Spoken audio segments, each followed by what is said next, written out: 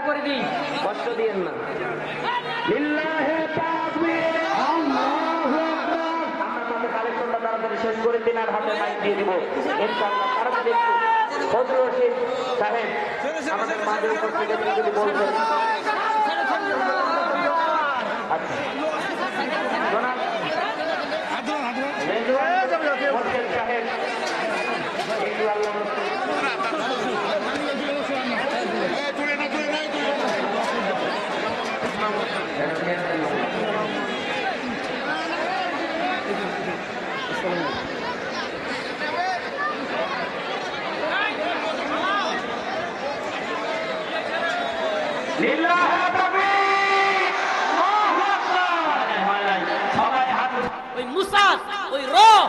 মুসলমানদের বিরুদ্ধে ষড়যন্ত্রে লিপ্ত মুসাদ বারবার রকে হিন্দুত্ববাদী নেতাদেরকে চাপ দিচ্ছে। ফিলিস্তিনের মতো বাংলাদেশেও ম্যাসাকার চালানোর জন্য এরা প্রস্তুতি নিচ্ছে। এরা বারবার আমাদেরকে হুমকি দিচ্ছে, গোপনে ষড়যন্ত্র করতেছে। এদের নেতারা, এদের সংসদীয় আসনের নেতারা, এদের গোয়েন্দা সংস্থা সবাই মিলে বসে পরামর্শ করতেছে। গোয়েন্দা নিউজ আছে, এরা পরামর্শ করতেছে বাংলাদেশে আক্রমণ করলে কি কি হইতে পারে, কি কি সমস্যা ভারতে হইতে পারে, কি কি সমস্যা বহির্বিশ্ব থেকে আসতে পারে। এই ধরনের চক্রান্ত একের পর এক। তোমরা কি শোনো না, আমাদের দেশের সেনা প্রধান পর্যন্ত বলে ফেলছে যে কোনো পরিস্থিতির জন্য তৈরি থাকতে। ওম্মার যুব সমাজ এখন আর ওই নরম ওয়াজ, নরম কথা এদিক সেদিক ঘুরায় পেঁচায় কথা বলবার সময় নাই। ওম্মার যুবকেরা, ও দিনাজপুরের মুসলমান, একেবারে সীমান্ত একটা জেলা, যেই জেলাটাই আপনারা জানেন আজকেও গন্ডগোল হয়েছে, গতকালকেও হয়েছে, এবং চাঁপাইনবাবগঞ্জে হচ্ছে, সুনামগঞ্জে হচ্ছে, নেত্রকোনায় হচ্ছে। সমস্ত সীমান্তগুলোতে আজকে ভয়ঙ্কর একটা পরিস্থিতি। আল্লাহ পাক অনেক আগেই স্মরণ করে দিয়েছেন, ইন্নামাল মুশরিকুনা নাজাস। নিশ্চয়ই এই সমস্ত হাসিনা যখন বাংলার ক্ষমতার মসনদে হারাইছে, এখন এরাও মানসিকভাবে বিকারগ্রস্ত হয়ে গেছে। প্রিয় ভাইরা আমার, বন্ধুরা আমার, তবে একটা কথা বলি, পাগলের সুখ মনে মনে, কাগজ উড়ায় টাকা গুনে। পাগলের সুখ মনে মনে, কাগজ উড়ায় টাকা গুনে। বাংলাদেশের জন্য সামনের দিনগুলো খুবই কঠিন, এটা মনে রাখবেন। খুব আস্তে আস্তে বলতেছি, চিৎকার দেওয়ার জজবার জন্য, আপনাদের একটু জাগরণ তৈরি করে দেওয়ার জন্য কথাগুলো না, কথাগুলো খুব একেবারে খেয়াল করে শুনবেন। যেইভাবে হিন্দুত্ববাদীরা ষড়যন্ত্র শুরু করেছে, এবং হিন্দুত্ববাদী এই উগ্র হিন্দুত্ববাদীদের গোয়েন্দা সংস্থা র বাংলাদেশে এখনো যেই খেলা খেলতেছে গোপনে, আমাদের বিভিন্ন দলগুলোকে, ছাত্রদের কে কিংবা বিভিন্ন দলগুলোকে ফাটল ধরানোর জন্য, একে অপরের বিরুদ্ধে লাগাইয়া দেওয়ার জন্য, ইসলামপন্থীদেরকে অন্য দলগুলোর বিরুদ্ধে লাগানোর জন্য একটা ব্যাপক বড় ধরনের ষড়যন্ত্র চলতেছে, বড় ধরনের ষড়যন্ত্র। আলহামদুলিল্লাহ, কিছুক্ষণ আগে একটা নিউজ দেখলাম, মনটা ভরে গেছে। ছোট্ট জীবনে এই নিউজ আর কোনোদিন শুনি নাই। দিনাজপুরবাসী দেখাই দিছে, জানেন কিছু কি জানেন? মাশাআল্লাহ, খবর রাখতে হবে। যে জাতি তার নিজেদের খবরই রাখে না, এ জাতি অচেতন, এ জাতি জীবনে কোনোদিন বিজয়ী হয় না। সজাগ থাকা লাগে। আলহামদুলিল্লাহ, দিনাজপুরবাসী দেখাই দিছে, দিনাজপুরের মর্দে মুজাহিদরা দেখাই দিছে যে হিন্দুত্ববাদী ইন্ডিয়া আমাদেরকে হুমকি দিয়া আমাদের দেশ থেকে একজনকে ধরে নিয়ে গেছে, আমাদের মর্দে মুজাহিদরাও ওদের একজনকে ধরে নিয়ে আসছে।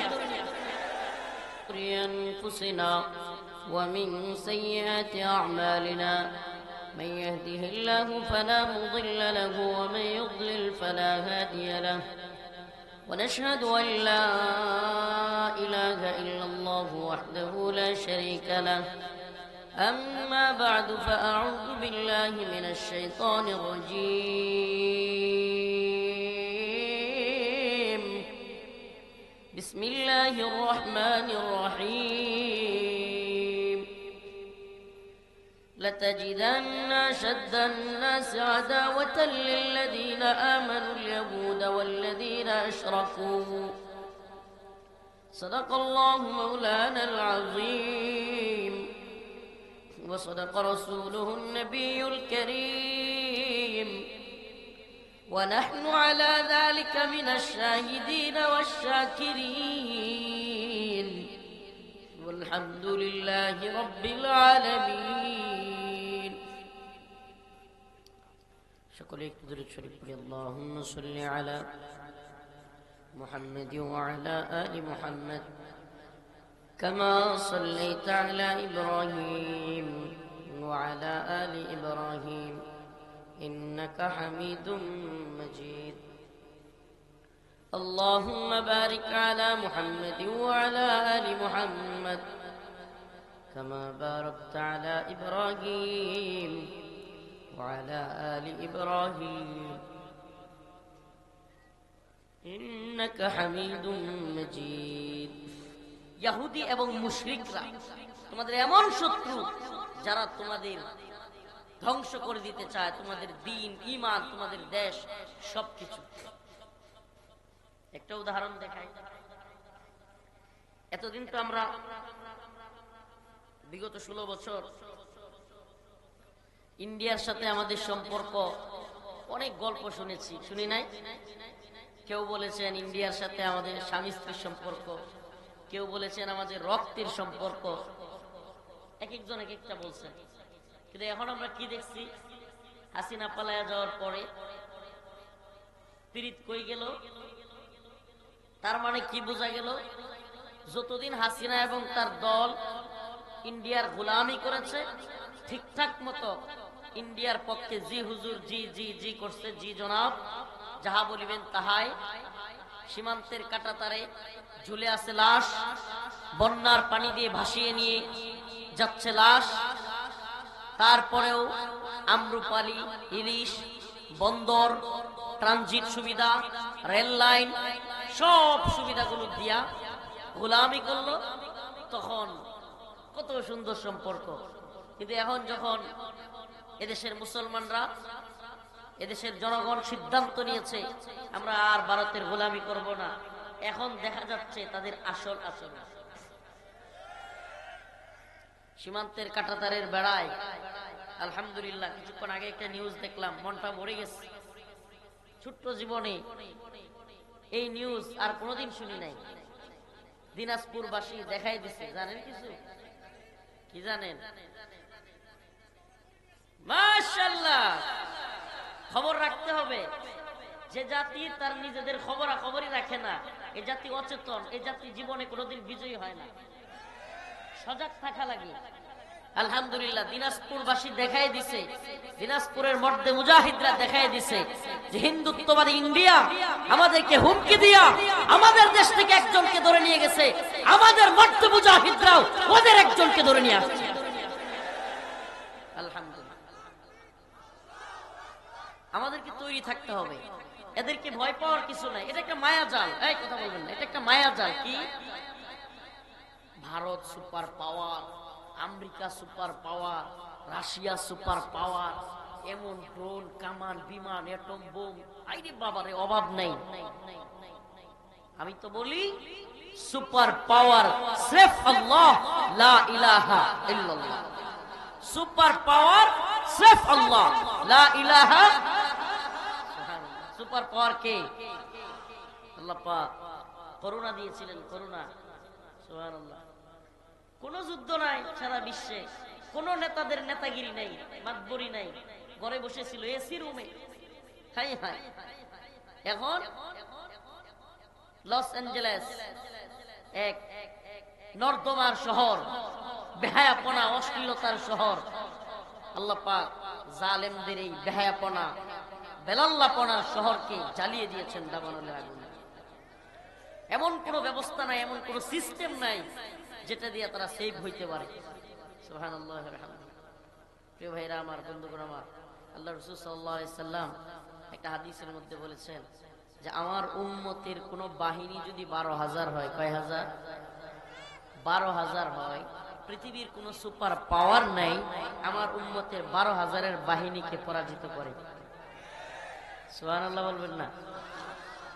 আমার উম্মতের, রাসূল বলেছেন 12,000-এর বাহিনীকে পৃথিবীর কোন সুপার পাওয়ার পরাজিত করতে পারবে না।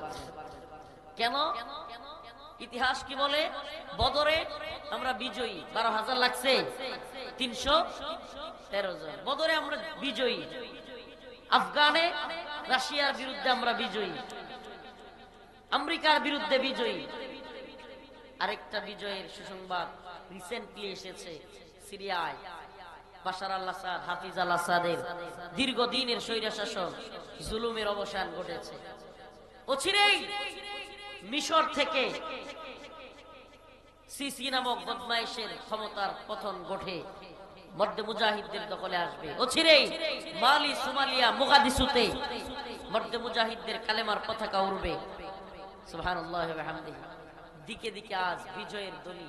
এজন্য আমরা তো বলি, ও উম্মার মধ্যে মুজাহিদরা, ক্লান্ত শরীর, খুবই ক্লান্ত, শত শত কিলোমিটার। এটা কি বলবো, আমার নেত্রকোনা থেকে দিনাজপুর, ইরি বাবা রে বাবা, কি পরিমাণ দূরত্ব কল্পনাও করা যায় না। এত দূর আসতে আসতে, গাড়ি দিয়ে আসতে আসতে প্রায় 15 ঘন্টার সফর। সব দিক মিলে কয় ঘন্টা? 15 ঘন্টার সফর। মেরুদণ্ড, হাড়, শরীর।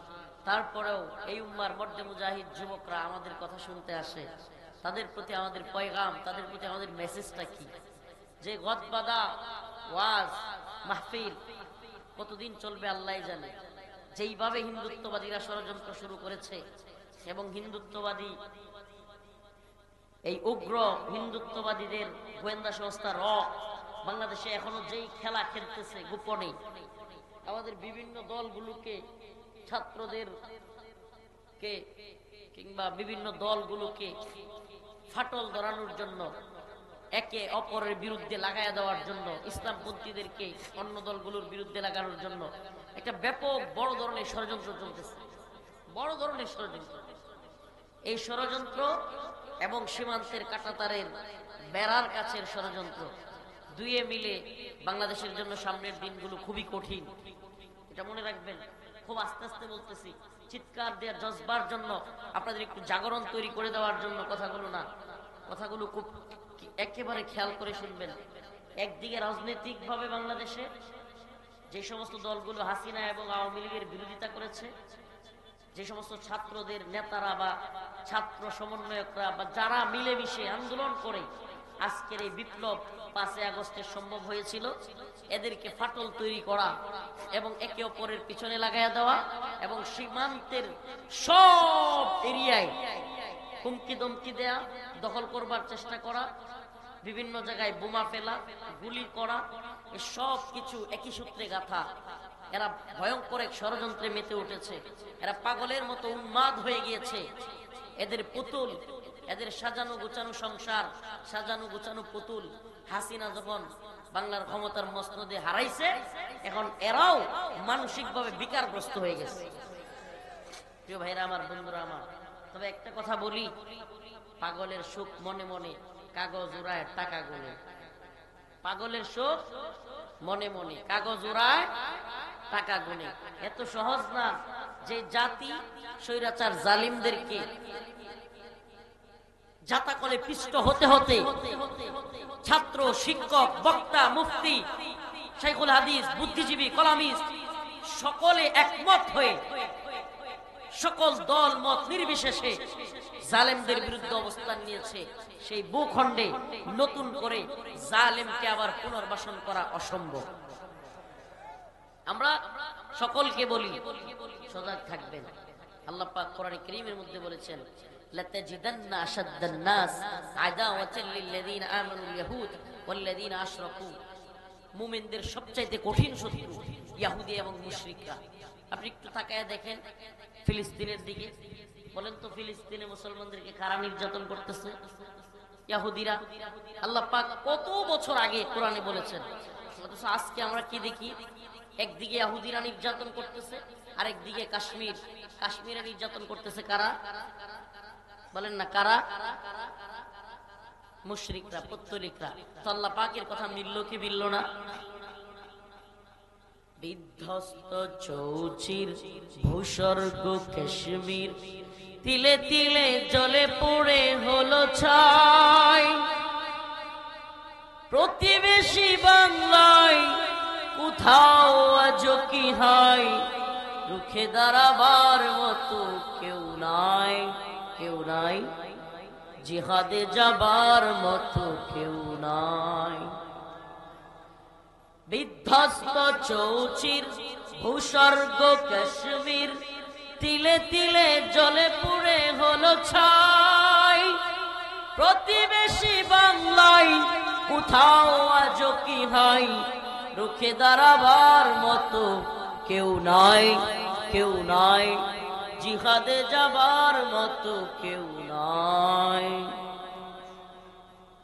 জেগে ওঠো, জেগে ওঠো, ঘুমন্ত তিতুবীর, ভারতে আঘাত হানো, ত্রাস হয় দিল্লির, তোমাদের পায়ে কেন গোলামের জিঞ্জির? ইতিহাসে আজ কেন জয় নাই, জয় নাই, রুখে দাঁড়াবার মতো কেউ নাই, জিহাদে যাবার মতো কেউ নাই। বিধ্বস্ত চৌচির ভূস্বর্গ কাশ্মীর, তিলে তিলে জ্বলে পড়ে হলো ছাই, প্রতিবেশী বাংলায় কোথাও আজও কি হয় রুখে দাঁড়াবার মতো কেউ নাই, কেউ নাই। এই সঙ্গীত আমাদেরকে স্মরণ করায় দেয় কাশ্মীরের অবস্থা। ও মুসলমান ইমানদার, তোমাদেরকে বলি, উম্মার জাগ্রত যুবকেরা, যৌবন যার, যুদ্ধে যাবার সময় তার, ইতিহাস সাক্ষী যে জাতির যুবকেরা গর্জে উঠেছে, পৃথিবীর কোন জালেম তাগুত সেই যুবকদের সামনে উঠে দাঁড়াইতে পারে না, দাঁড়াইতে পারে না। সুবহানাল্লাহ। আল্লাহ পাকের কথা শুনেন, আসেন আল্লাহর কথা শুনি। আল্লাহ বলেছেন, ইয়া আইয়ুহাল্লাযীনা আমানু লা তাত্তাখিযুল ইয়াহুদ ওয়ান নাসারা আউলিয়া, হে মুমিন, ইহুদি খ্রিস্টানদেরকে বন্ধু বানায়ো না, এরা তোমাদের বন্ধু না। আল্লাহর কথা, সূরাতুল মাইদা আয়াত নাম্বার 52। হে মুমিনেরা, হে মানুষ, ইয়া আইয়ুহাল্লাযীনা আমানু, হে ঈমানদাররা, লা তাত্তাখিযুল ইয়াহুদ ওয়ান নাসারা আউলিয়া, তোমরা ইহুদি খ্রিস্টান মুশরিকদেরকে বন্ধু বানায়ো না। বা'দুহুম আউলিয়া বা'দ, এরা নিজেরা নিজেদের বন্ধু, এরা তোমাদের বিরুদ্ধে ষড়যন্ত্রে লিপ্ত। ওই মুসাদ, ওই র মুসলমানদের বিরুদ্ধে ষড়যন্ত্রে লিপ্ত। মুসাদ বারবার রকে হিন্দুত্ববাদী নেতাদেরকে চাপ দিচ্ছে, ফিলিস্তিনের মতো বাংলাদেশেও মেসাকার চালানোর জন্য এরা প্রস্তুতি নিচ্ছে। এরা বারবার আমাদেরকে হুমকি দিচ্ছে, গোপনে ষড়যন্ত্র করতেছে। এদের নেতারা, এদের সংসদীয় আসনের নেতারা, এদের গোয়েন্দা সংস্থা সবাই মিলে বসে পরামর্শ করতেছে। গোয়েন্দা নিউজ আছে, এরা পরামর্শ করতেছে বাংলাদেশে আক্রমণ করলে কি কি হইতে পারে, কি কি সমস্যা ভারতে হইতে পারে, কি কি সমস্যা বহির্বিশ্ব থেকে আসতে পারে। এই ধরনের চক্রান্ত একের পর এক। তোমরা কি শোনো না, আমাদের দেশের সেনা প্রধান পর্যন্ত বলে ফেলছে যে কোনো পরিস্থিতির জন্য তৈরি থাকতে। উম্মার যুব সমাজ এখন আর ওই নরম ওয়াজ, নরম কথা এদিক সেদিক ঘুরায় পেঁচায় কথা বলবার সময় নাই। উম্মার যুবকেরা, ও দিনাজপুরের মুসলমান, একেবারে সীমান্ত একটা জেলা, যেই জেলাটাই আপনারা জানেন আজকেও গন্ডগোল হয়েছে, গতকালকেও হয়েছে, এবং চাপাই নবাবগঞ্জে হচ্ছে, সুনামগঞ্জে হচ্ছে, নেত্রকোনায় হচ্ছে। সমস্ত সীমান্তগুলোতে আজকে ভয়ঙ্কর একটা পরিস্থিতি। আল্লাহ পাক অনেক আগেই স্মরণ করিয়ে দিয়েছেন, ইন্নামাল মুশরিকুনা নাজাস, নিশ্চয়ই এই সমস্ত